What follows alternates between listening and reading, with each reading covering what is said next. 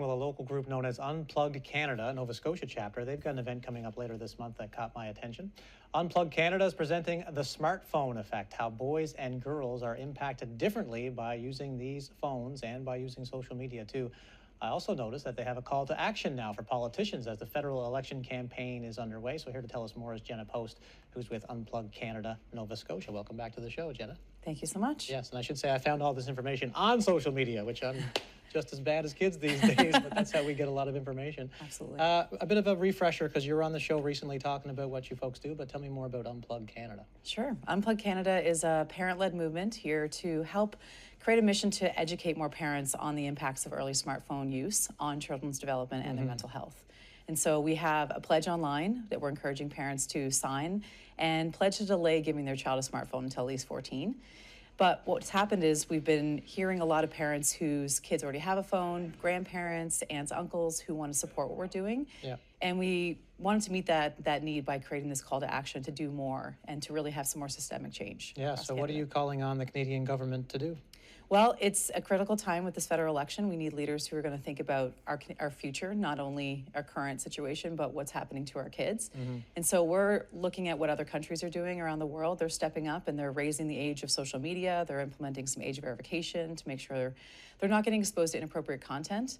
And more importantly, then they're also doing major public campaigns to raise that awareness. We need more people to understand, now that we have the evidence, what the effect is on kids and how we can protect them. Yeah, exactly. And that's kind of one of the key factors as I talk about this in my social circles as well, and with my wife over the supper table. I've got young kids, is instead of like outright bans or raising ages, why not educate so that the use could be, better, I suppose. Yeah, that's absolutely critical. We do have to educate. And I think it is a tough thing thinking about, ban all or nothing. But I think what we're just seeing, there's enough evidence shows that like the benefits that you can get from this don't outweigh the harms and the harms at scale that we're seeing it's happening.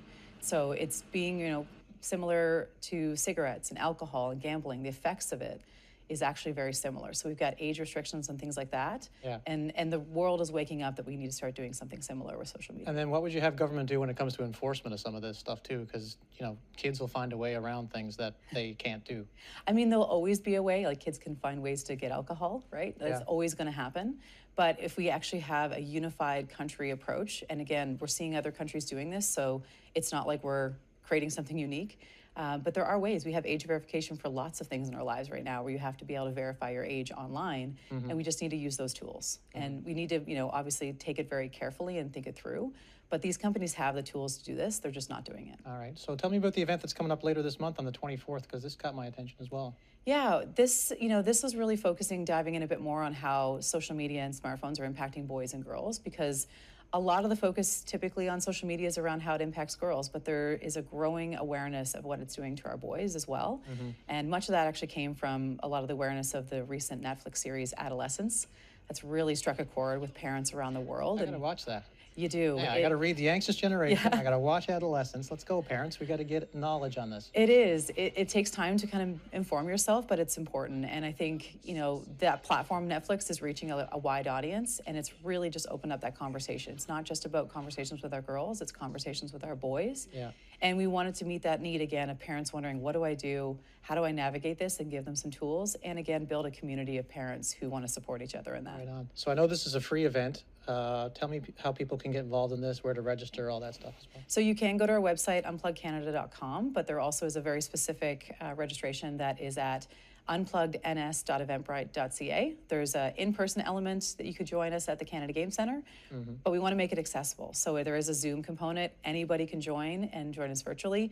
We're encouraging people to bring other parents with them, either in person or even do a watch party at their house. All right, we've got the website up for more information on that as well. While I still have you too, like my son just turned 10 years old. Some of his buddies have smartwatches now that their parents have given them. He's asking, like, when can I get a watch?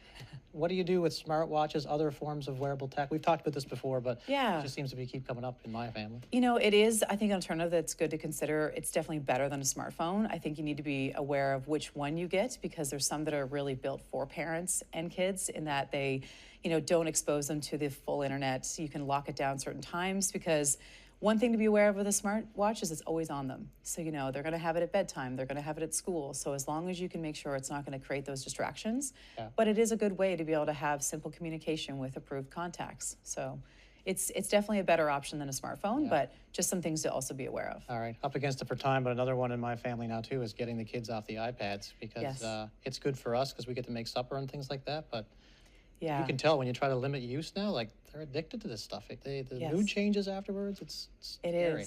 It's all about that. It's kind of hijacking that reward system in their brain, the dopamine, and we're seeing that is almost that symptoms of addiction that kids are experiencing. And you look at someone like Jonathan Haidt, who wrote The Anxious Generation. He's starting to focus even more of kind of all personal devices, really, because I think we need to be aware of how these all have been designed to keep kids' attention. And if you're a parent out there trying to struggle with some of these issues, you're not alone for sure. Absolutely. You've got kids, I've got kids. We're all trying to figure it out as we go. So the more information, the better. Thanks for coming in. Thank you, Val. All right, Jenna Post right there from Unplugged Canada.